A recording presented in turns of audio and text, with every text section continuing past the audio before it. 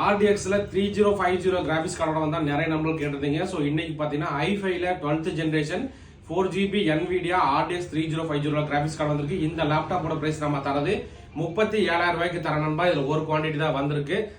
So அதோட detail என்னன்னு பார்த்துலாம். ஸோ லேப்டாப் பாருங்க, நல்ல கண்டிஷன். i5ல 12th ஜென்ரேஷன் 10 கோர் ப்ராசஸர்ல வந்திருக்கு.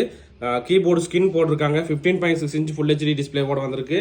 ஸோ மாடல் மற்ற டீட்டெயில் என்னன்னு உங்களுக்கு காட்டிடுறேன்.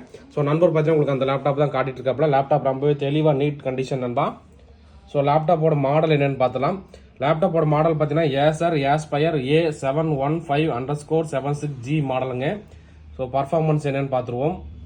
ப்ராசர் பார்த்தீங்கன்னா இன்டெல் கோர் i5ல 12th generation H processor. Core பார்த்தீங்கன்னா 8 கோர் ப்ராசரில் வந்திருக்கு. 2 GHz ஸ்பீடுங்க.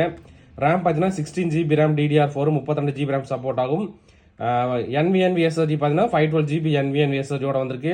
Intel ultra graphics card shared memory ஒரு 8GB வந்திருக்கு. முக்கியமாக NVIDIA GeForce RDX 3050 பார்த்தீங்கன்னா டெடிகேட்டட் கிராபிக்ஸ் கார்டு 4GBயோட வந்திருக்கு. ஸோ இது AutoCAD, Photoshop, CorelDRAW, multimedia rendering. So அந்த மாதிரி எல்லாத்துக்குமே சப்போர்ட் ஆகுங்க. ஸோ லேப்டாப் ரொம்ப நீட்டான கண்டிஷன், க்ளீன் கண்டிஷன். இந்த லேப்டாப்போட பிரைஸ் நம்ம தரது 37,000 ரூபாய்க்கு தரோம். ஸோ நண்பர்களுக்கு யாராவது தேவைப்பட்டால் வாங்கிக்கலாம்.